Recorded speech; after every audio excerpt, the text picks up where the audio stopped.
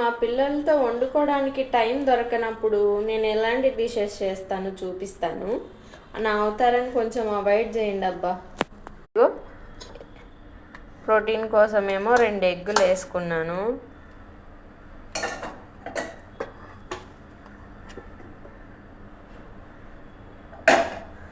ఇదేమో తోటకూర అలాగే బఠానీ, క్యారెట్ కూడా వేసి మిక్స్ చేసేసాను.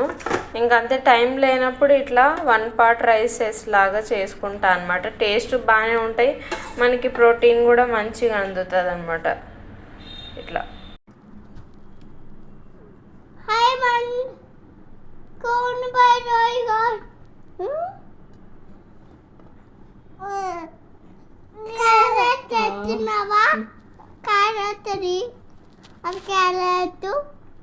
చూడాలి, చూడు